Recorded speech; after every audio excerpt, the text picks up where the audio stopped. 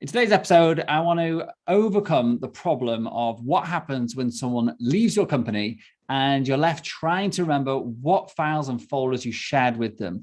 I'm sure you've been, if you're anything like me, in the scenario where somebody has left your company months ago and then you come across some folder with a bunch of stuff that really shouldn't be shared with anybody that doesn't work for you, still shared to that person. If you've ever had that experience, or you just get frustrated with how long it takes to share everything with your new employees and then to unshare everything after they leave, then listen into this episode. I'm going to share a really simple method for overcoming this common and annoying problem.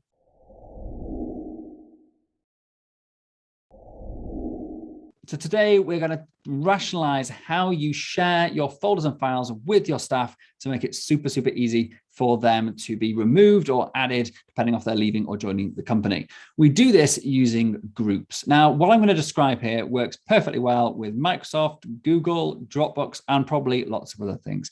The idea of a group is that it's a collection of users or email addresses. These may be users in your company. So if you've got people set up with your company domain email addresses, they can be part of a group. But it can also be people who aren't part of your company. So maybe a contractor you're working with, or a marketing agency, or maybe just someone using their own personal Gmail address. These can all be added to a group for the purpose of what I'm going to talk about today. Well, in Google, they definitely can anyway. That's what I use, but I'm pretty sure they can in the others as well. Now, the idea, or the benefit, I should say, of using a group is that you only need to add the group email address, the one email address that you've got for the whole group, to a folder or file to then give access to everybody who's a member of that group instantly without having to do anything else. So it makes it so much easier for sharing all of your files and folders. And then when you want to remove the person from, say, the 10 different folders that group's been shared with, you simply remove them from the group. And then they're automatically removed from everything. So it really makes things easy. You can also use groups if you're using Google and Microsoft to actually send an email, like a broadcast email, to everybody in that group. So if you have, for example, a group called allstaff@yourcompany.com, then you could send an email to that email address, so allstaff@yourcompany, and it would then automatically forward that email to everybody in the group. So it would be quite useful for sending out broadcast emails if that's the sort of thing that you want to do. And in the same way, and then also, as I described, you can use it for your sharing purposes as well. Now, when you're setting up your groups, you might think, well, who should I, or how should I organize my groups?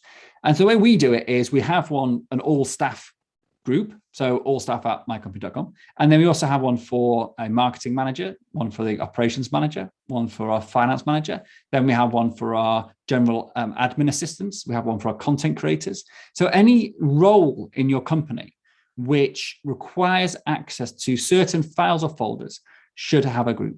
And this means that you don't need to then individually share any files and folders with your staff. Now, there's one exception to the rule, and that is if you have a work folder, which an individual member of staff saves their work in, which you want to keep private to that person, in that case, we would add them using their own email address onto that one work folder. But everything else in our whole company, we share via groups.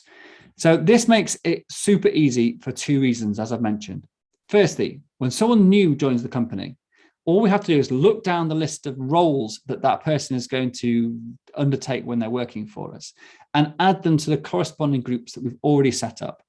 Those groups have already been added to all the files and folders which that role needs access to during their working day.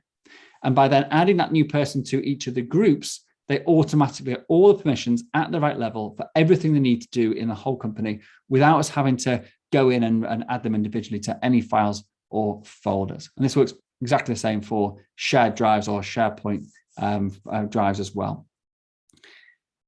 That is massively helpful and massively time-saving. What's also really, really helpful is when that person leaves. And in some ways, this is the most important or the biggest benefit of using groups. Because then when that person leaves, in the old days, we had to then search through files and folders and then individually remove them from everything they were shared, that we'd shared with them. But then also go through each of our shared drives and manually look, because there's no way in Google for actually searching the sharing of shared drives. I don't know why, but that's just the way it is.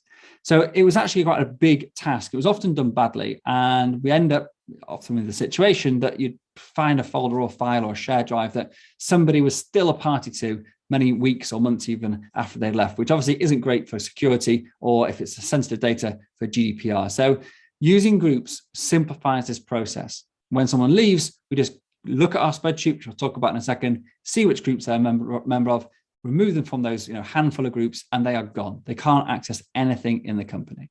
Now, if you're using users for your company, so if everybody has a company email address, and when somebody leaves, you just delete that email address or change the password and deprovision them that way, then there's no real harm in leaving them as shared on a shared folder, but it's messy. So we like to keep things clean. So at a glance, I can just look and know exactly who has access to everything in the company. And by doing it this way, it makes it really simple and painless for us to actually remove people. And so therefore we do. And that keeps things just clean and just organized and makes it a lot easier to manage things going forward. You don't end up with a load of obsolete email addresses hanging around, which may or may not get confused with live email addresses. So even if you are using just company email addresses, I still recommend doing it this way. It just really does make things a lot quicker.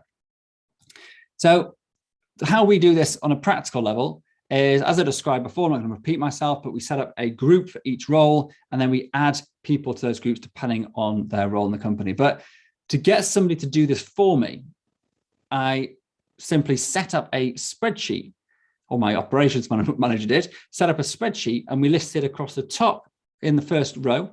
So each column heading was the name of the shared drive, or in SharePoint drive, or the folder. And we primarily share just through shared drives, but depending on how you're setting up your sharing, it could be folders, it could be shared drives. So the column headings are all of the shared drives or folders you have in your company. And then down the left-hand side to the first column, the row headings, those are the names of all the groups that you're going to set up. So to begin with, you might just set up, an operations group, finance group, marketing group, sales group, maybe a general admin group, and all staff group. And then you have a think, okay, so if somebody's working in the role of in the marketing department, which of my shared drives and folders does that person, that role need? And then you'd say, do they need to have view access? Do they need to have edit access? Do they need to have admin access? And then you simply write down what level of access that person needs in each of the corresponding boxes for each of the shared drives on your spreadsheet. Then your operations manager, if you've got one, can actually set this up for you. They can create the groups because you've given them the groups names, and you've also told that person what level of permission they need to have on each of the files or their folder, the folders or the shared drives. So someone else can actually go and do all that hard, time-consuming setup for you. If you just spend the time creating this spreadsheet from in the beginning. And you can also get your assistant, like I said, to help you do that. They can set up the spreadsheet, put all the column headings in, put all the shared drives in, and then you just go in and fill in the group names. And that's probably a role that you'll probably have to do at this initial stage. So now you've got a spreadsheet representation of all of your folder structure and your shared drive structure, and which groups have been given access to every folder or shared drive, and what level of access they've been given. The next thing is to just simply create a list of everybody who is in each of those groups. So you list the groups again below this initial table, and then alongside that, in the row corresponding, we simply put in everybody's email addresses that are a member of that group. When somebody then leaves the company, we look down that list and say, this person is in this group, this group, this group. Therefore, we just remove them from that group, take them off the spreadsheet, and now they are gone from everything. Similarly, when someone joins the company, we look down the groups, which roles do they need to be added to? We add them to that list so that they've got a record that they are now, we've now shared that stuff with them, and then we remove them as I just described. We also do this for if we ever share individual files with a group, or if the example I gave before, when someone has a work folder, then they would have access to their work folder using their own login rather than via a group. So we then actually list that on here as well, as just to absolutely double check that the person doing the deprovisioning of the person leaving knows they need to be removed from everything. So in a nutshell, groups give you a very simple and effective way of managing who has access to all of your files and folders, and to be able to, for anybody in your company who has the right admin rights, to be able to do the onboarding of people and give them access to all of the files and folders they need before they start. And it's a really important part of actually getting someone starting that relationship up onto good foot, is that they don't end up having to struggle with getting access to everything. So doing it this way means that when they start work, they can get on with the work that you delegated to them without you having to individually go and share stuff and then pinging messages back and forth. Secondly, when the person leaves, you now can be confident because you have a policy in your company that says you never share anything using an email address. You only ever share with groups, with that exception of their work folder. That means that 100% that when somebody leaves the company, if you remove them from the groups, they're removed from every single thing they've ever been shared. So it requires a little bit of setup with a spreadsheet. It requires installing a policy in your company that you never share via individual email addresses. You only ever share by groups.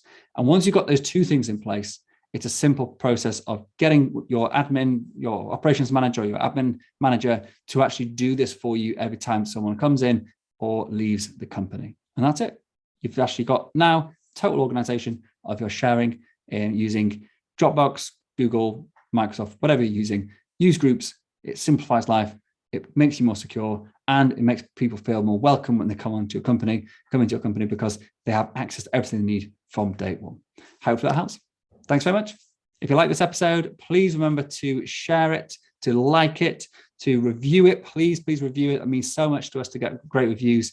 And also, if you want more information, please join our Facebook group, Systems and Outsourcing Community, which you can find on Facebook, obviously. See you there. Thanks very much.